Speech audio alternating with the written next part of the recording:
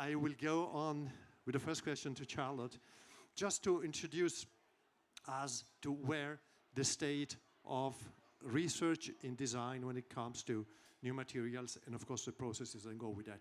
You've researched that in a project with an organization called RISE in the last couple of years, and maybe you like just to make it short or long presentation of that.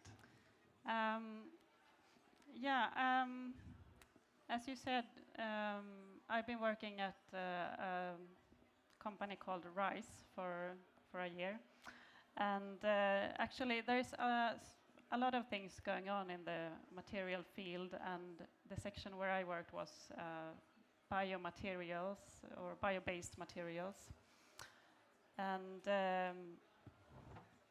it's a lot of interesting things going on. And what led me to first contact them was the research around wood.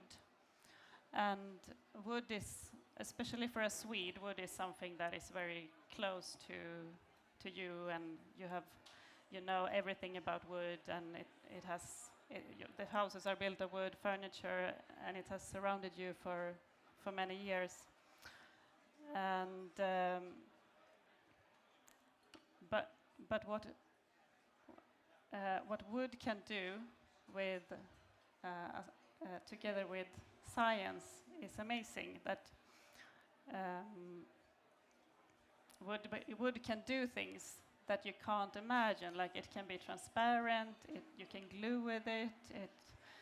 It can become a foam, fuel, and things like you wouldn't imagine. And that was what led me to work with RISE. So we started up to work with wood that was completely white, with no color, just bleached by sun and rain, and it became totally like shimmering white, very beautiful. And we worked with 3D printed wood and wood fibers. They have a lot of paper. They have a large machine where you can make paper exactly the way you do it in paper manufacturing, but what comes out in the lab is only 20 centimeters wide, but you can elaborate with the paper in that machine. So that was the long answer. Yes, but an answer that opens us to very many directions we want to undertake. Building on the Bauhaus example, we are not going into a monoculture of materials in the future. I hope we are seeing different kinds of materials. Marius, it was very funny because I asked Marius about one material they are using.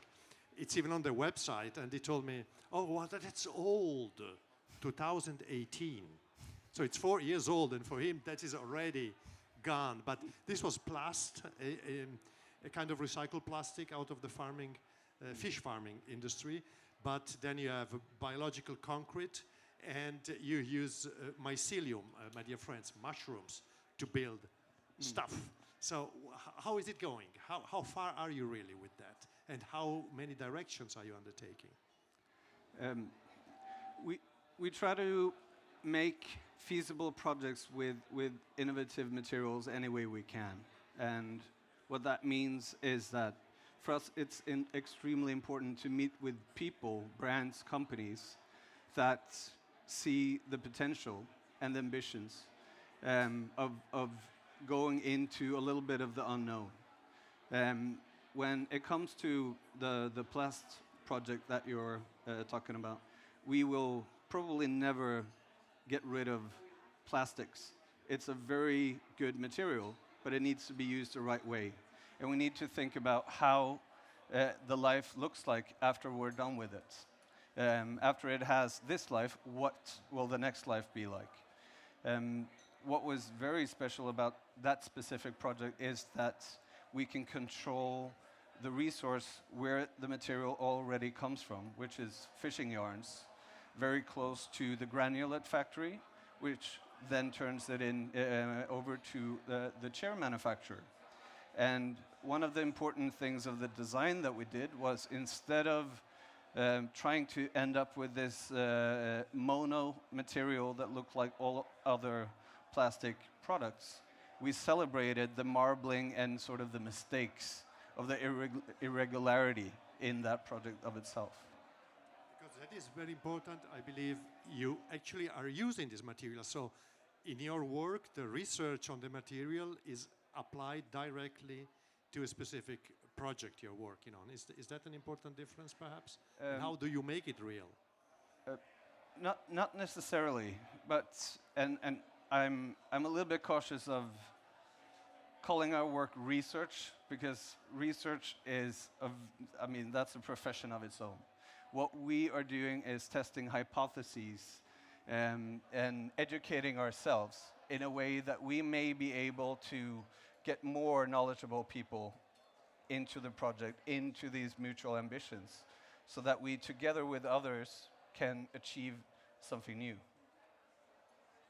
Charlotte, do you want to comment on that? I mean, with Front, you've worked a lot on redefining the boundaries of design, not only in terms of the object or the product, but also in terms of process. Do you see that building on this path? I mean, are these new opportunities where the materials become new opportunities even to understand your work when you collaborate with partners?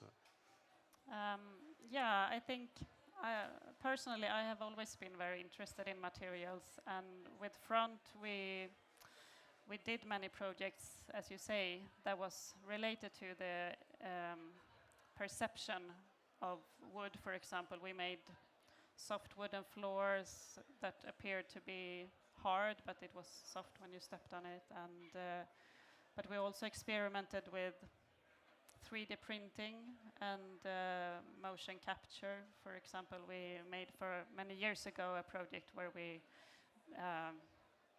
we lent a motion capture studio and we draw pieces of furniture in mid-air, and eventually it came out as real furniture.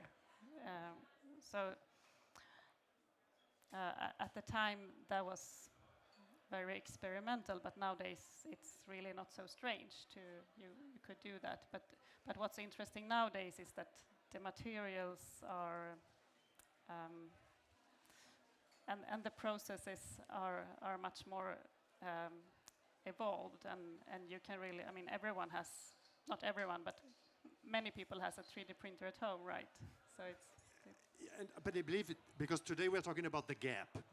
There must be a gap between what is in the designer's mind, what the designer can actually think and probably also produce, really, and what is in the mind of the users, people who go and shop for a chair or tiles or glasses for whatever they need for their living.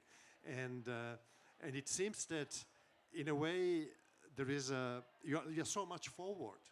I mean, you talk about materials. I would believe most of the people don't know anything about. So isn't that too like spacey now for design? Are you very far away from where, sorry to name another company you know well because you work with them, from the IKEA that we're all familiar with? I think as a designer you have to be one step ahead all the time, and by working with researchers, I also want to point that I'm not a researcher, but I worked with a researcher to implement their theories and materials and processes into the market, and something that is potentially can be set on the market. But you were talking about the gap, and that is one of the biggest issues we have right now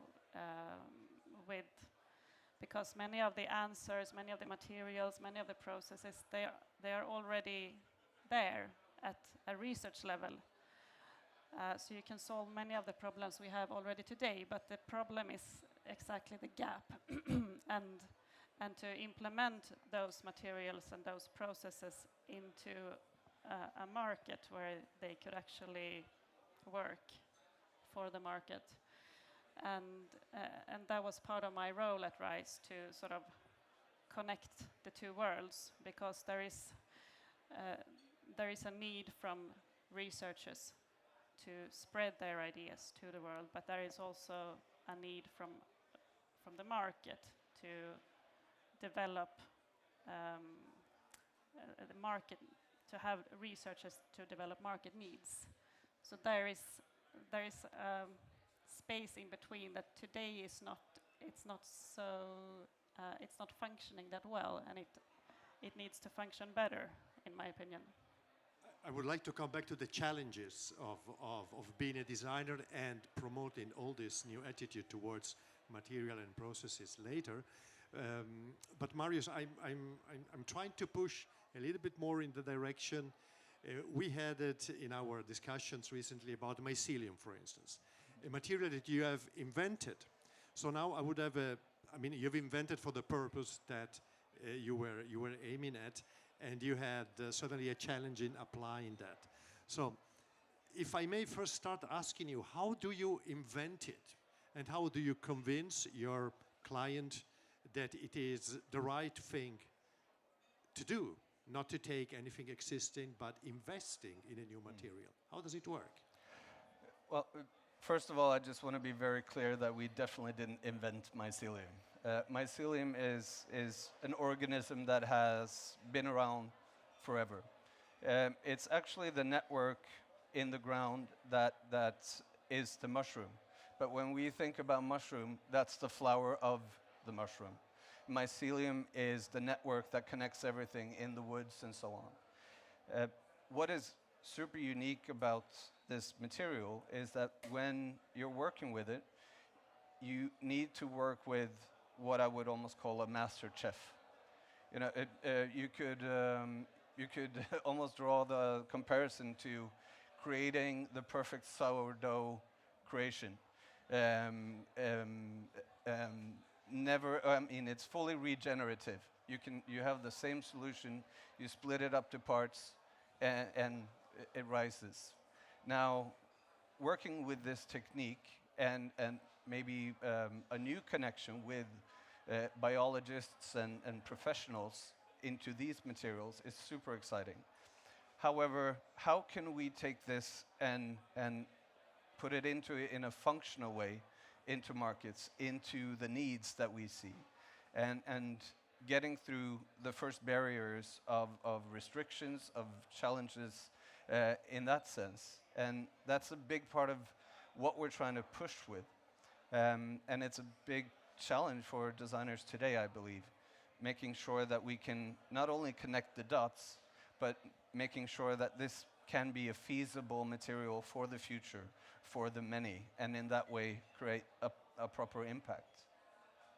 For sure, this is also a matter of identity. I mean, how do you call what you do? Now, sorry, you are perfectly right. I was suggesting you invented mycelium, but this was part of declaring my ignorance. How do you call it? I mean, it comes from mycelium, but it's not stone, it's not wood, it's not plastic. So how do you call it? And how do I recognize it? I think it, and there's something very unique here in the sense of, I would say that's a very good question. But in my head right now, when you're asking, I'm almost thinking of the Michelin guide, and we're talking about restaurants. And where do you get the best mycelium? Where do you get the best, and that's something that also is trainable, right? In local manufacturing, but I mean, you can eat pasta anywhere in the world. But some restaurants will have better pasta, and some will have worse. And looking into what that may mean for manufacturing forward is very exciting. So in a way, there is a loss of identity for individual material qualities, but also multiplicity, diversity. Perhaps it's more of a construction, even not a social construction, but a material construction. So you enter new dimensions. What do you see happening, Charles? I mean, what are the areas that you believe could be hit first by this new material revolution? Where would you like to work with? I don't know, but I think it's really interesting that you worked with mycelium, because that is a material that is also being developed also on a research level. We had a researchers that combined mycelium with cellulose on a molecular level, and they actually growed together the molecules, so it became a new material. which is part of what's so fantastic with researchers. They can sort of make magic on materials, and they can make I mean, mycelium have the qualities of wood combined with mycelium, which is great because then it can grow at the same time as it's hard as wood. But I think also graphene. Graphene is a material that is very interesting, which is it's made of carbon. It's very hard. It can lead. It's conductive, so it can lead heat and electricity, and those are qualities that can be used in a number of products and applications, and it is already, but there is so much more potential. And would you have an application? I mean, well, just make an example. Do you see our laptop to be now suddenly made of mycelium, or where would it start? How would you approach this? I mean, if you had, I love this idea of a magic. It's a beautiful word, linked to design. But if you had the magic touch, what would you transform now? I like it because it brings me back to your sketch furniture at front. How do you see this word starting? But I don't know, but that's also what's so interesting with this kind of theories, because one of the topics we made at RISE, and we had a group of scientists and designers that worked closely together, and every week we made ideas upon one researcher's material, and that we called Vision of the Week or something like that. So then we created visions out of the qualities that are usually there. It's just numbers or letters or words that you have to like understand. This material can do. It can be this hard. It can be conductive. It can do all these things. And out of that combo, as a creative person or architect, designer, can come up with a number of ideas, which is needed to have these materials to get them out on the market. So if I follow you, but I don't know, maybe you can very easily interact and I can't relax, but if I follow you, basically it would be like the designer in the future designs material as a part of the overall design process.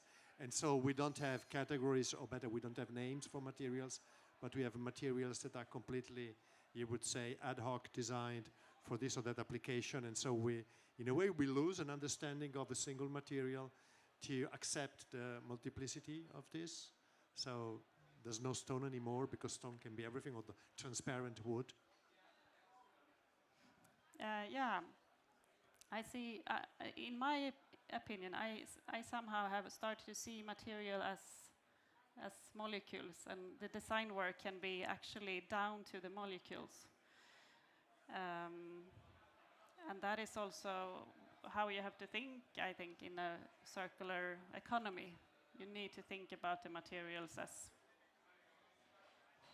molecules put together that needs to go back again. So you need chemistry in a way. It's becoming a new attachment to the discipline of design, or is it more a way of working together? I guess, as you mentioned, you were working. You defended immediately and said, I wasn't doing research, but was collaborating within a research project. And I believe also Snøhetta is working a lot in collaborative environment when they apply new things. So is that expanding the discipline of design, and is that perhaps what makes it more challenging to move forward? I mean,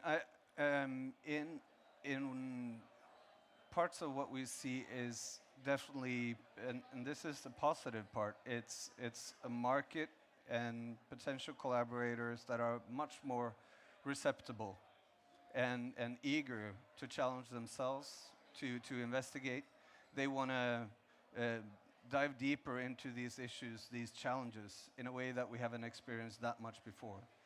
And in many ways, a designer today can be a good facilitator by diving deeper into the potential opportunities that are out there and connecting these markets. And in there, there's a big scale on what focus you want to have. If your focus is 100% on that designing the technical solution, if you're more towards the research part or discovering new technologies or that part, but we also need this connection. How do we translate this to people who don't care about design at all? I want to see numbers. I want to see how can my business grow and how is this affecting my day-to-day. And bridging that gap, not just talking about design for other designers, but how can we communicate the values of design for business people, for people who are in these positions that they may actually be able to do something about it. I believe this is a very interesting aspect. I mean, when you speak about value, you have two ranges of value. First of all, perhaps even your ethical approach, what do you consider valuable in design today, and how do you convey that to manufacturers who in their turn see value in return, probably in a whole value chain that at the end produces a profit. And for the consumer, for the user, for the sharer of whatever comes out of it, it's a matter of perceived value. And how do you combine these things? I mean, what actually drives the process? I mean, if our goal ultimately is to create design that actually creates a real impact, we need to reach people who don't care about it. We need to also accomplish designs that is not in of itself the most sustainable product and lives in a museum. It needs to live out among people. Things that most people can touch, things that people can use and give something back. And that's the big disconnect. There's so many great research or prototype projects that are ongoing, but how can we put it into the next stage where it actually can start to create a proper impact? I need to drill you on this. Does a manufacturer, and you want to convey exactly this message, there's a risk to be taken, there are decisions to be taken. For instance, my completely, I would say, distant perception is all this process, all this risk, all this research must cost a lot. In the end, this change implies that it will be possibly the people who understand a lot about design and are willing to pay the famous premium for it will be the early adapters and not those humans saying they don't know anything about that. So do you think it's feasible in the world? I mean, if I didn't think it was reasonable, I probably wouldn't be working with this. But I would say, it starts out with small steps. But suddenly a small step turns into a big leap. And that may be one of the ways, not the only one, but definitely one of the ways that we can make big leaps going forward. Charlotte, how do you see the issue of values? The transition from these new old materials to which we can attach some sort of value, even in terms of perceived value of it. I mean, plastic is supposed to be less valuable than China when you eat or drink on it. What is happening now? How can design convey the value of any other new, unusual, and perhaps scary material because aesthetics will change? But I just wanted to add that I think that with, as you said, it costs a lot to have a research project going on, and for many people or many companies in the furniture business, it's too expensive. You can't afford to spend money on research. That I think many companies probably have the need to do that. But on the other hand, I think many companies share the same problems as well in the furniture industry. We need to replace materials like polyurethane foam, lacquer, glue, whatever material that is not we don't want to have there. And the fact that we all share the same problem is also a possibility to go together, to collaborate more within the industry in order to be able to afford to replace those unwanted materials. That was not your question, but no, but it was a nice answer. So perfect. I enjoy a lot, and this brings me again to a question for both of you. What has all this to do with the old value of, let's say, beauty? I mean, people buy things because they look good, not only because there is perhaps a narrative behind. But what is it that triggers then? The novelty, the difference, or is it really intrinsic beauty of what you're doing when you design something with a new material? In my opinion, the looks of things is not so important. Rather, I mean, when 3D printing and mycelium first came, it looked really ugly, right? And still, somehow it can look really ugly.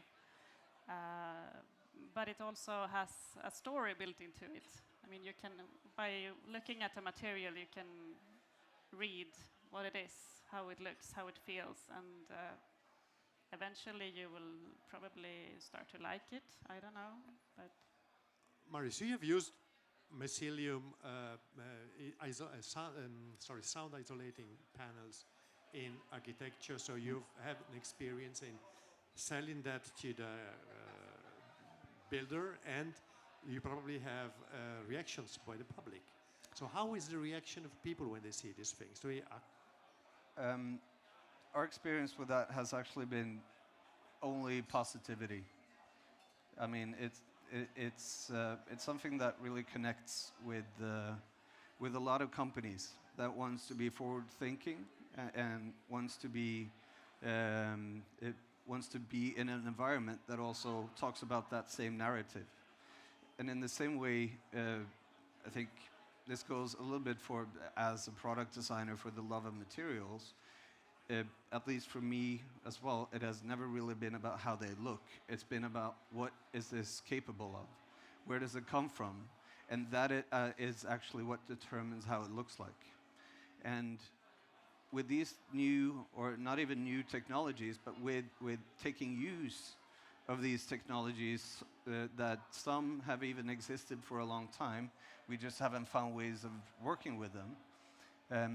We are now getting able to share those narratives, those histories, and let other people fall in love with them in a different way. Would you then come as far as saying that the material is the next object of design, so that, as you say, you're both not interested in the look of things, so you are interested in the material quality of an object? And is that the new trigger, the next thing we are going to be crazy for? How it feels, how you touch it, I don't know. What other characteristic you can design in a material? I think that we have to accept that materials change over time. For example, a fabric will not look new for 10 years. It will change, and you have to accept that, or like weave it into a circular process.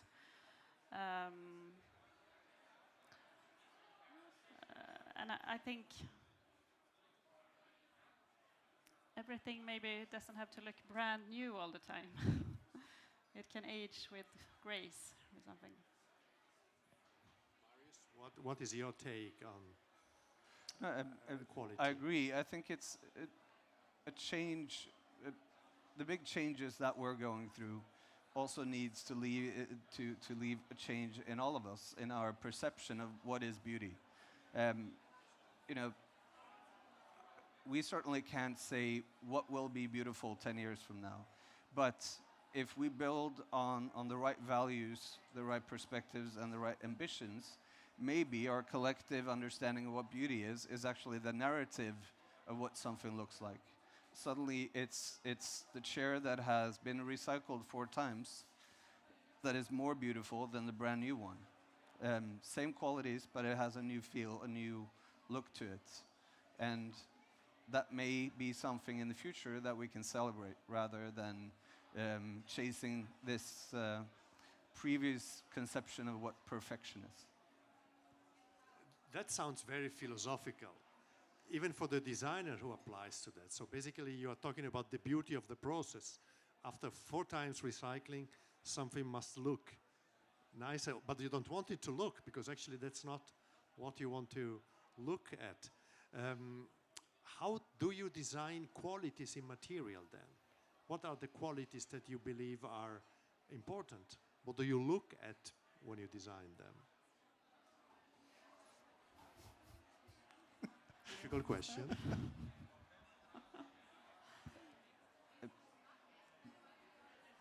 I think just like buildings and or architecture, products, everything is contextual. That's why it's a very tough question to answer. It depends on who we're working with, what it's for, what is our ambitions and goals for this to achieve. And if it does a really good job at achieving the goals that we set out, then most probably it's going to look pretty beautiful too. I want to add as well that new material, they can also have new qualities. So it's not that material that is like new invented materials cannot only replace, for example, plastic, but they can also have completely new qualities, like the mycelium. No, but you know, it's now I make it very banal. But if we talk about the mycelium, I have to think about truffles. So, is the by next year going to smell like truffles, which can be wonderful if you know it's truffles, or terrible if you don't know it's truffles? And is perhaps the fragrance of a material part of its quality? Is that the dimension you were talking of, referring to?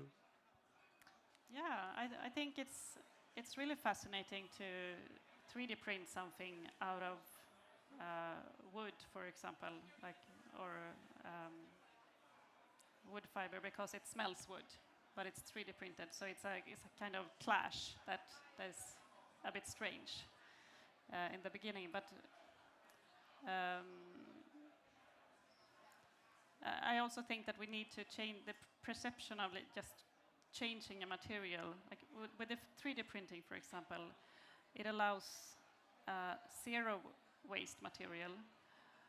It allows local production, and it allows you to use, for example, all parts of the wood, like the bark, branches, everything that today is thrown away. So new processes also allows you to use materials in a complete new way.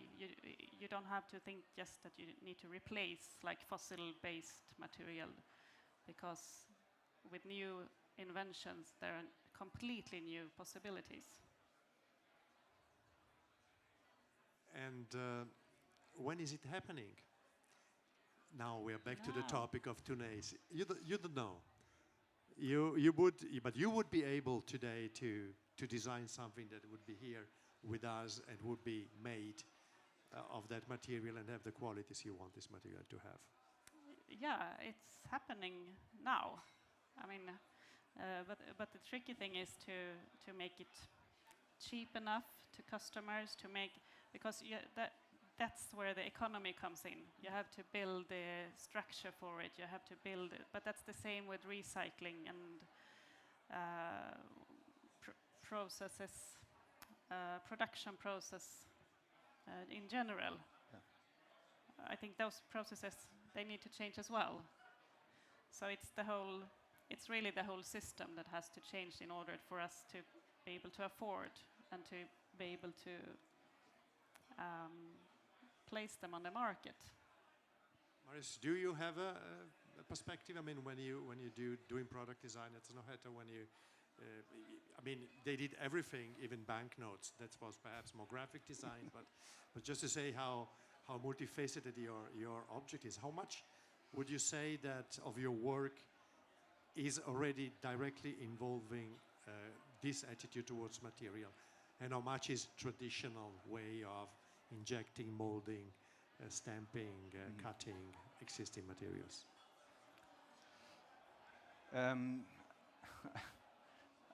I would say quite a bit, but nowhere close enough to enough.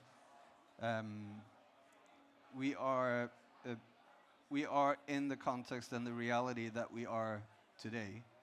We also constantly try to push it to be able to connect those dots in a valuable way, and we certainly use every opportunity that we find to try and push it. So with every project you do, you have the approach towards your client, for instance, to say, let's try a different material, let's try a different process, let's go new ways. Not necessarily. Let's try a material we've never worked with before. But if we have already tried something that we see can work, how can we do that even better? We very early talk about sustainability goals in any project that we start up. It's one of the first conversations we have with our collaborators. How are we going to document this? What resources do we have at hand? Do we need to look elsewhere?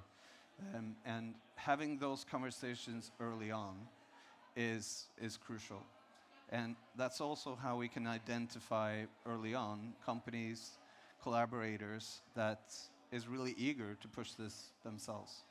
And it's not something designers can do just by themselves. We need to do this collectively. So basically, you become, in a way, a prophet of a new era of design on one side, and on the other side, you create awareness. I mean, basically, do you see this as a part of your tasks or as your role to create an awareness of what is possible?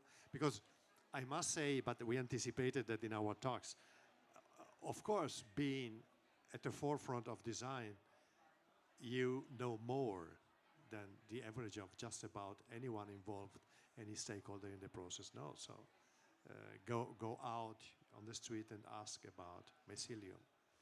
So is that part of creating awareness where you see the challenge?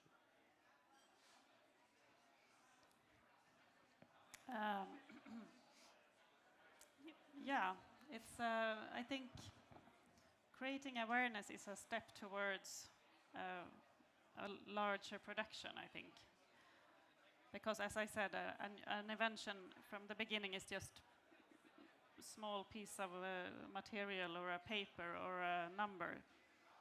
And by making a demonstrator, so-called, that's what we did, it's easier to show, of course, obviously, for anybody. Because then they can more easily implement the invention on a feasible application. Marius, you have a large company.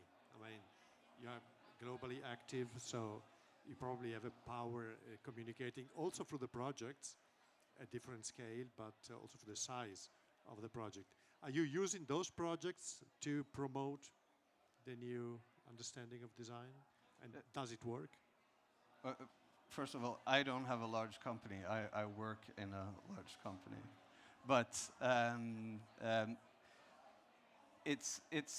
mean, design itself is a great tool for communication. And used the right way, it's a great way of proving concepts, proving feasibility, making other people dream. And in that way, it's definitely part of the job of pretty much every designer to help everyone else dream toward or build that dream for the future. There's another topic, I don't know if, I mean, I think we may talk about that example you mentioned where, for instance, the obstacle was not so much the client or the public or you, but it was legislation. How much is all the legislation and the norms and the practices in, for instance, building or producing a danger to the propagation of a new design? I mean, initially, all of these regulations, they're there for a reason. They've been put there to protect us. So it's wrong for all the right reasons. But what it also means is that once you start stepping out of that norm or into a little bit of experimental realm, very often you have to start get as creative about all the things you didn't expect. One is these tiles that we launched together with Furniture Ecologies and Studio Plastique.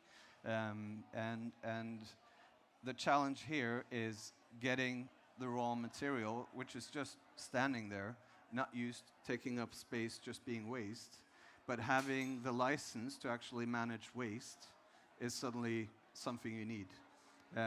That's not a license that you just go and apply for. That's being a waste management license, years in the making. So now, then you need to start working creatively. How do we get around that? In the first project that we worked on putting or making these mycelium acoustical panels, we couldn't classify it as a building material, so we had to call it a piece of art. And that's something that is that we learned from architecture, in the same way that the Oslo Opera rooftop, to literally by working with artists developing this rooftop, we were able to not get all the handrails and all these regulated normal things that would have probably not done the experience of walking there as it was intended to be. Which is actually very clever, because declaring a rooftop tile art automatically augments the perceived value of the material itself. So it's going to be protected basically by its status of art automatically. Now, this, I don't think I told you I would ask this question, but I must. Now, this is a terrible question actually, because even modern architecture masters lived in old-fashioned French castles with gold and china. But in your living environment or working environment, how much of this future is already there? How much are you daily confronted with these materials you work with? Are they already parts of your household, for instance?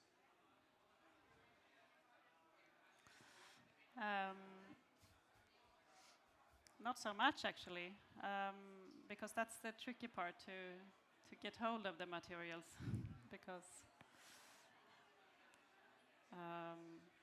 well, the materials we worked with was like on the research level, you only have like small samples really, and that's also the tricky part with creating showpieces or like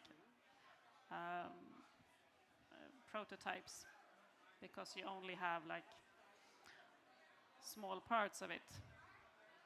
Well, for example, with the Whitewood project we did, we used a machine called weatherometer, which simulates sun and rain. And this weatherometer, it was just like this big. And you could potentially build a house and use it as a facade cladding, which would be amazing. A completely white house, but it's only white because sun and rain has exposed it.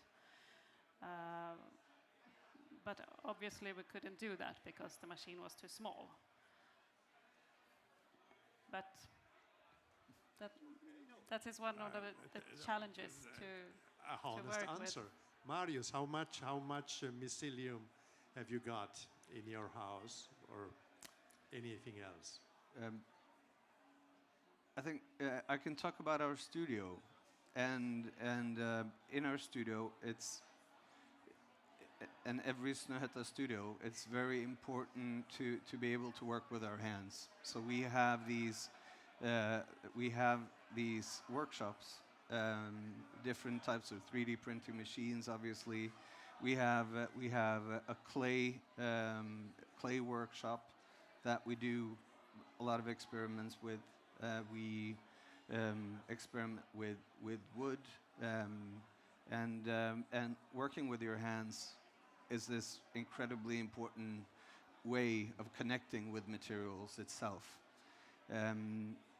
When we did the plastic project initially for this chair, we also had a container that we equipped with all sorts of cooking gear, and created our own grinder and so on to be able to granulate these different tests. Having the ability of being that physical is great. I would also say that an important part working with these special materials, they very often demand a special environment, and especially in the development. So great luxury is actually being able to go to these different experts, see how they have created these environments to develop these materials and really refine it in that sense.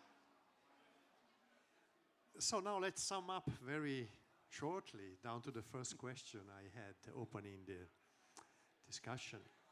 In 10 years from now, maybe just even 5, looking back, would you say that we are now entering a new era in material, a new material age, stone, iron, plastic, and now? Do you think it's changing now and it's going to be clear in 5 years from now? Yes, of course. I mean, many materials will still be around, of course, but yes, we need to change a lot of the materials out there. We need to change. Some of the plastics contains harmful chemicals that we have to just remove, and obviously we have a lot of potentially great new materials coming. Marius, what do you think? I want to be a little bit careful with new materiality. There will definitely be some of that, but currently the world is filled with material already. So what can we do with the materials we already have here? What will happen with them after? Can we work for a more circular approach, not just to design but business itself, and be more mindful about how we actually work with the qualities of each material to achieve those long-term goals? But one thing we can promise right now, next time you come to see us and sit there, this will no longer be plastic. It will be some incredible new material. I want to thank you, Charlotte and Marius, for being with us tonight, and you for listening so carefully while it's very loud around.